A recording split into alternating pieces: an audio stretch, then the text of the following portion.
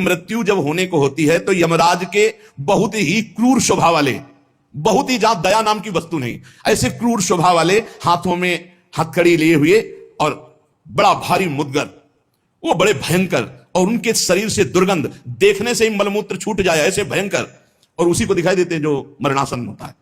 यमदूतों की दृष्टि पड़ते ही वो शरीरा अहंकारी जीव कांप पड़ता है। अब बोलने की हिम्मत नहीं, कफ पित्त वायु सब बिगड़ चुका है, कोई सहयोग देने वाला नहीं, सांस भी नहीं ली जा रही। अब उसका चित्त तो वहीं भ्रमण करेगा, मेरा पुत्र बचा ले, मेरी पत्नी बचा ले, मेरा परिवार। भगवान की तो याद जीवन में की नहीं, तो भगवान की अगर याद की होती तो ऐसी दुर्दशा नहीं होती। अब वो चीखने की कोशिश करता है पर आवाज नहीं निकलती, एक शब्द भी नहीं निकल, बार बार प्रयास करता है कोई मेरी रक्षा कर ले। इन भयावन 2 यमदूत होते हैं।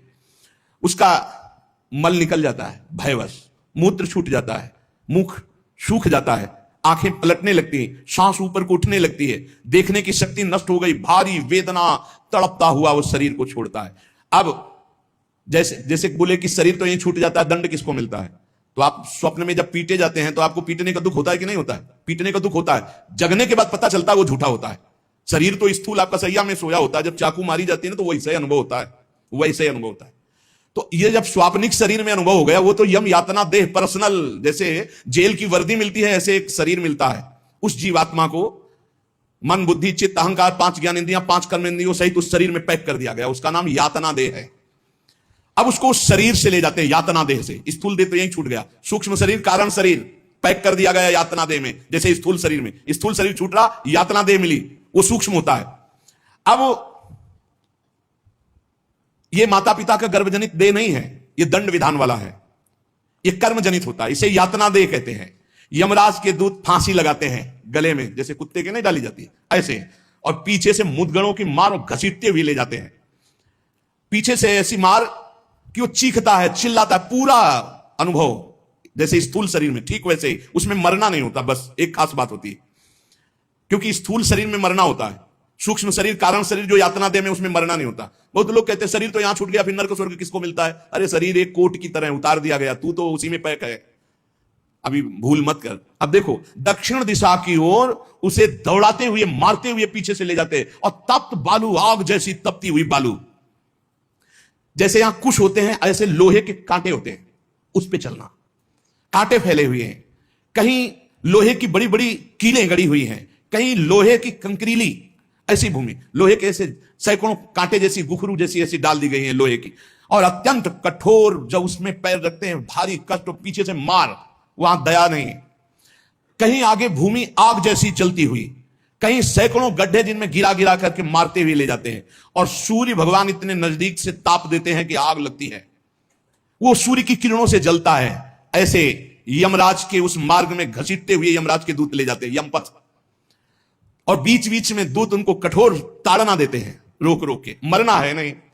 जिस समय जीव को घसीट कर ले जाते हैं, सैकड़ों घुड़कियां मार, इस तरह का कष्ट हो। अभी ये ब्याज है, नरक नहीं पहुंचा, अभी तो यात्रा है, बिना किसी सवारी के यात्रा होती है 48 मिनट 2 घड़ी में।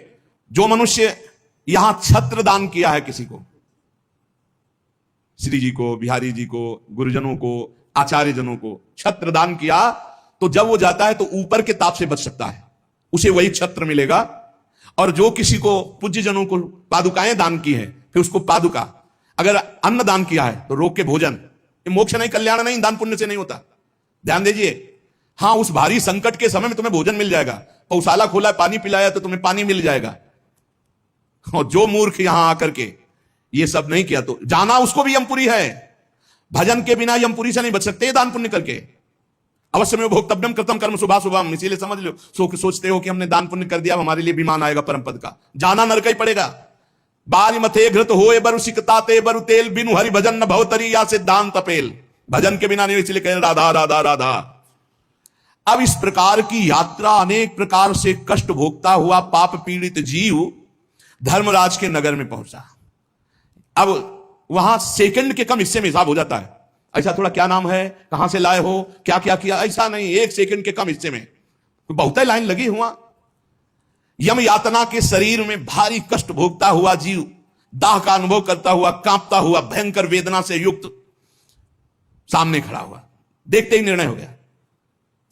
अब वहां से उसको उसके कर्म के अनुसार नरकों में ले जाया जाता है। जिसने यहां सूर्य भगवान को प्रातःकाल उठ करके जलांजलि दी है, पुत्र हैं भगवान यम, सूर्य पुत्र, जो अपने पुरखों का पिंडदान किया है, जो समय समय पर अपने पूज्यजनों को, गुरुजनों को, संतों को अपने घर में बुलाकर भोजन पवाया है, जो बुजुर्गों को तेल मालिश करके, जैसे उन्होंने हमें तेल मालिश करके पुष्ट किया, ऐसे वृद्ध माता पिता के जो चरण दबाना है, शरीर पर तेल लगाना है, उनके वस्त्र धो देना, उनको भोजन कराना है, उसको वहां थोड़ा आदर मिलता है। बैठो, खान पान, थोड़ा सुख सुविधाएं, नरक से नहीं बचोगे। भगवत भाव के बिना नरक से नहीं बचोगे। जो जो उसने सेवाएं की हैं, वो सेवाएं, आए हो नरक के मार्ग में तो थोड़ा तेल मालिश हो जाएगा, खवा पिया दे जाओगे, थोड़ा शीतल